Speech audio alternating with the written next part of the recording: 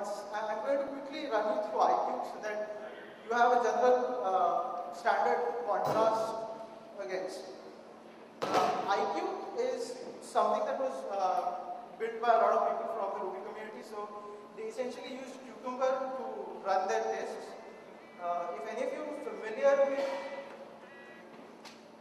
Aspect and Cucumber, you pretty much find this very easy to adopt.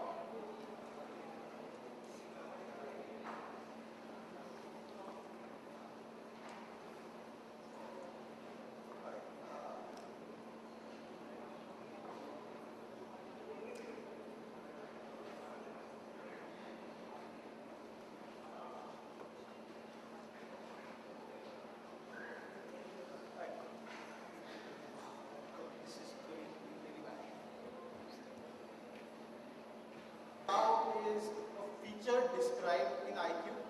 So it's essentially a standard Cucumber feature, as you would put it.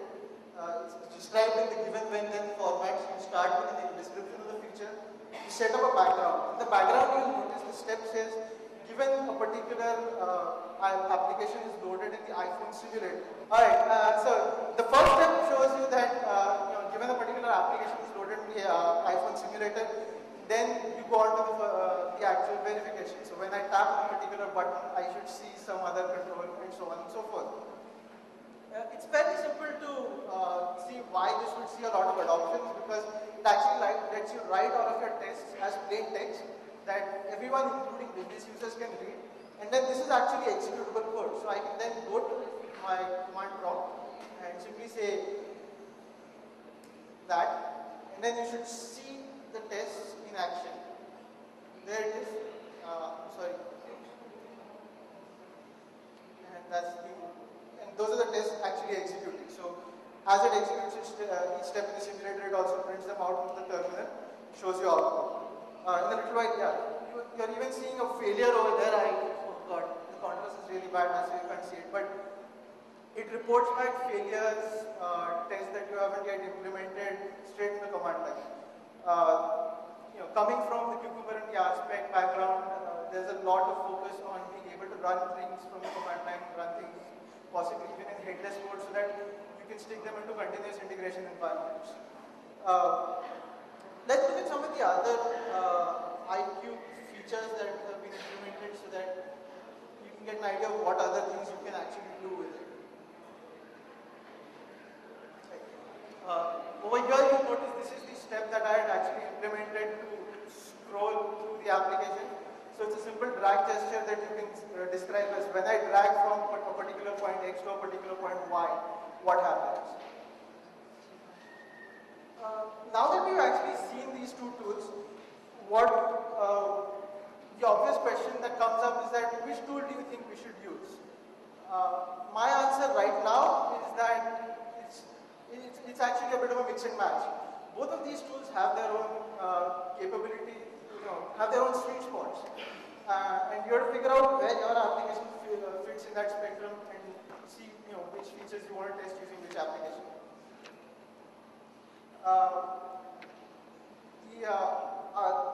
iCube obviously has the biggest advantage that it can be run from the command line and can be plugged into your continuous integration environment. So if you're big on CI, you probably want to use iCube.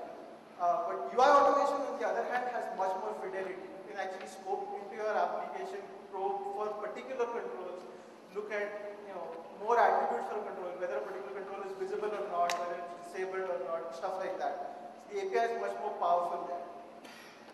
Nevertheless, iCube has the advantage that iCube also lets you test iPad applications. So it can actually instrument iPad in the simulator. But then again, UI automation has the advantage that you can actually run it on devices. So the very scripts that I showed you for UI automation, you could plug in a device and actually run them on the real device to get actual feedback. So, like I said, Deepak mentioned that UI automation is our favorite. We really like UI automation because it has direct integration with the device and the simulator. It's provided by Apple. It's got a nice JavaScript API that you can play around with. Although the API is pretty bad, but since it's JavaScript, we can always work around it. We can always write a lot of wrappers to it. So we're looking at that UI automation is the potential de facto standard to cloud. But right now, iCube looks pretty strong given that it has iPad support and we can play around with it a lot. So at Sapna Solutions right now, we're using a mix of both of these to get the maximum advantage. And that's about all we had for you right now. If you guys have any questions about what I have presented, what we presented right now, you're welcome to ask us right now, or you can meet us after the talk when we break. Anybody, any questions from this side? Actually, I think it's a very good presentation that we had, and thanks for the UI automation demo. Thank you. One of the questions that I had was with regard to game testing, right? So, is this also going to help in game testing? Because I think the substrate in terms of shake and other things, which you didn't show, I guess. But then, are these also a part of the automation? And good that you should mention it. The shake gesture is actually something you can instrument using UI automation. The UI automation tool actually allows you the API to simulate a shake on a device. okay. So UI automation can be used for shake-related tests. And exactly. Like I showed, the way that you can rotate the device, you can also shake it using you can basically simulate a shake in the simulator. Okay, great. Thanks. Anybody else? I mean, you showed us the scripts and everything. I was not clear that how you have recorded the script. We haven't recorded the scripts, we've written the scripts. You've written the scripts. Yeah, so there is a record and playback facility that is available with the UI automation tool. Although the problem is you cannot then go back and add assertions into the entire playback mode. So it only allows you to record them and then play them back for instrumentation purposes. So you cannot modify it. Yeah, you can't modify this.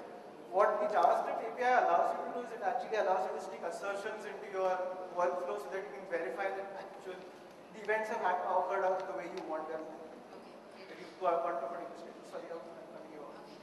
No, that's fine. And thanks for your answer. If you can share your email ID later on, we can Sure. Thanks. Anybody else? Yeah, I'm here.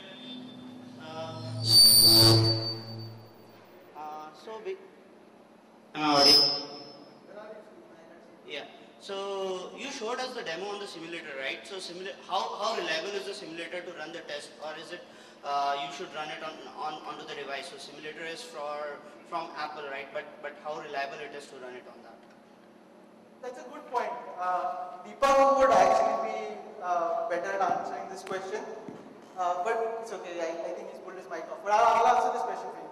There's been several occasions where we've run a lot of tests on the simulator and then had problems with the device itself because of the different memory models of the device and the simulator, and at times also because the actual SDK versions running on your simulator might not match the SDK versions on your device.